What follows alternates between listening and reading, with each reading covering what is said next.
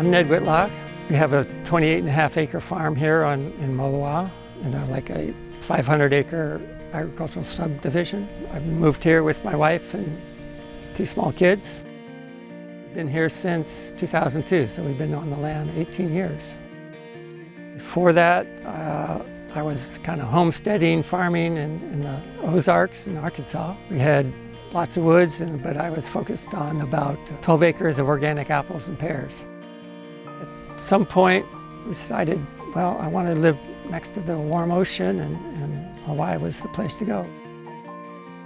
We ended up with this land that had been fallow for 20 years, so it was pretty much grown up in guinea grass and Organica'a and Christmasberry. But bit by bit, we chopped it down with flail mowers and started farming. So we've been at it for a while, and over the years, as we expanded, we brought in woofers or people who wanted to trade and work on your farm. So that's been actually elemental in being able to service the farmers markets and the restaurants and other wholesale accounts that we do. So it's been quite a ride as far as growing enough vegetables so you get enough money to buy a few more nursery plants or citrus or something like that. Keep grafting whatever seedlings you got coming in, avocados and mangoes. After 5 or 6 years, we pretty much filled it up.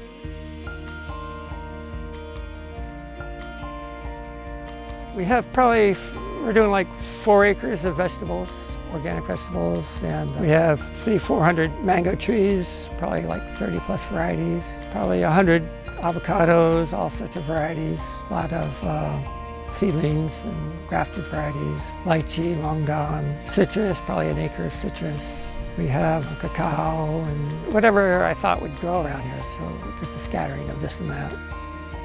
Basically, what keeps this farm alive is our vegetables. So we're growing all year round, probably picking. We used to pick 6 days a week, but now with the COVID, maybe it's like 5 days a week or something like that. We've cut down a little bit, but we're still going pretty strong. My wife, she takes care of a lot of the business aspects. I do most of the tractor work and some seeding and stuff like that. Then we have a lot of help, and they manage the sales, working with volunteers, doing deliveries, all that stuff. So it's actually been, it seems like a sustainable mode where there's enough cash flow so we don't have to do everything as the owners,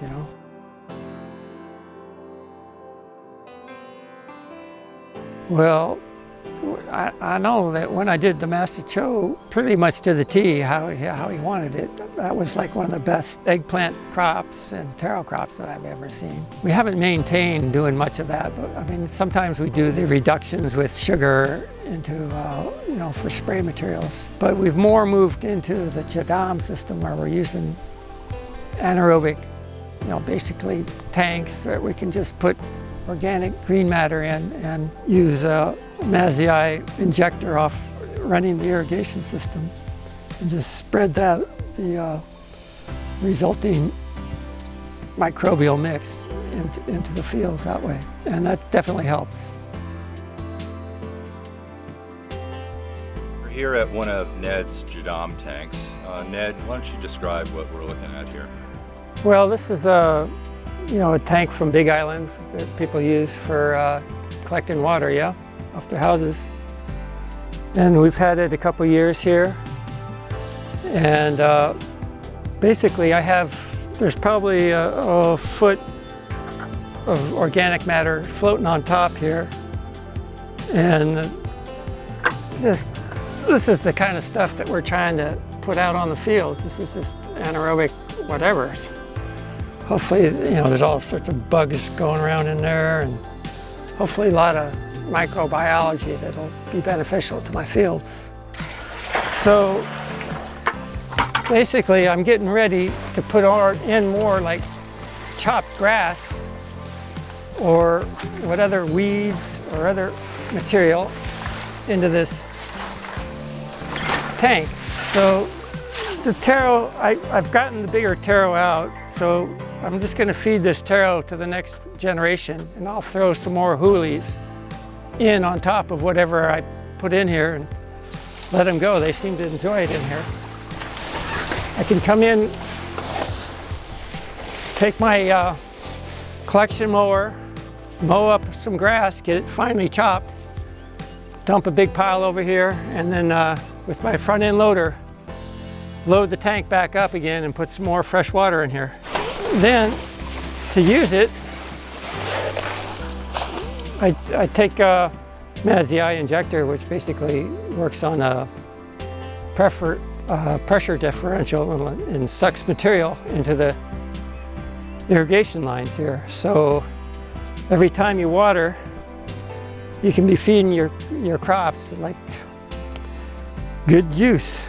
I have a filter in here, and yeah, it's important to have it, you know, well filtered so it doesn't clog up your lines, but that doesn't seem to be very hard to do. On this field, I'm using the Japanese irrigation tape that sprays probably like 3 or 4 beds at a time. It hasn't clogged up yet. I mean, I've been using them for years and they're still flowing pretty good, so I'm impressed by that.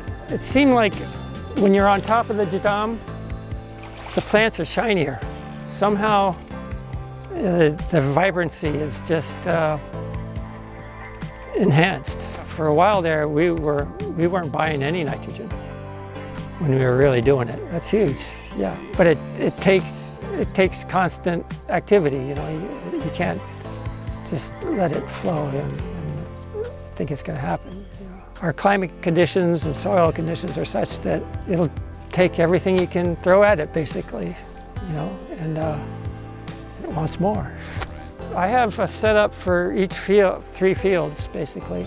Other things I have these totes, which sometimes I do a little more specialized ingredients. Let's say I'll cut a bunch of comfrey and put it in the tank, so I have a higher nitrogen source. This is a really interesting dual use of you know, using the tank as a propagative space for a really valuable plant. Yeah, yeah. You know, we've you know, these are the runts that were left, but I pulled out some really nice roots out of here.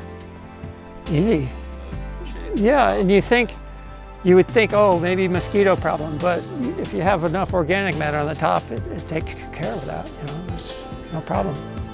I'm going to stomp it down, and I'll have room. I can put more material in here, and then I'll fill it up with water some more, and just add it, you know, another batch, and just keep what you got down there.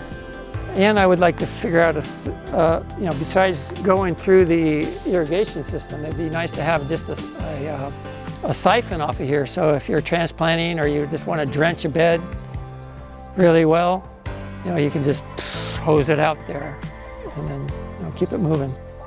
Now, we've been doing it, but I'd like to up the scale for sure. More management,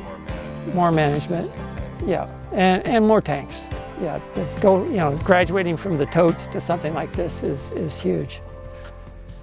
Well, if it could cut your nitrogen budget in half, yeah. I mean, it certainly pays for itself. Yeah.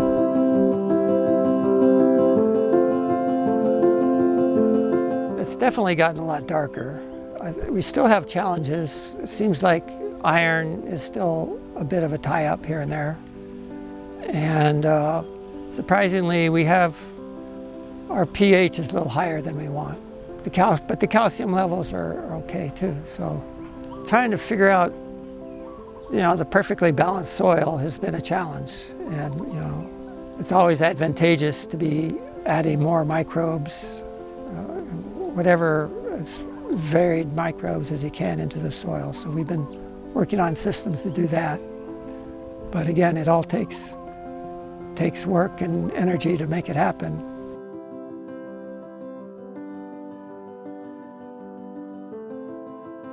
I would say thrips are a big one. You know, how to handle thrips, and I probably planted too many trees. It would be nice to have some extra land so I could rotate longer rotations. Nutgrass has been a problem from the early days here. It's not insurmountable, but it definitely takes a bit of cultivation to make it happen. What I've found, if you pile up the coconut mulch on something long term, boy, it becomes a nutgrass nightmare in the long term. So, nematodes, so you always have to come back with,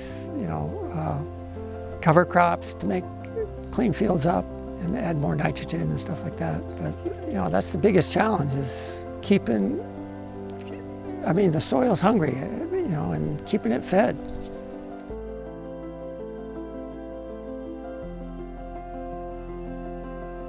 The farm design came about, it already had sort of a grid in place. There was a power line coming through that I had to maintain a right of way. There was some ironwood lines, windbreaks, so if I was going to come into this piece of land, I would have just designed it in a key line manner, where you're just maintaining the drainage in like a 1 to 2 degree slope off grade there, and sort of integrate all the roads and just try to keep all the water on the farm.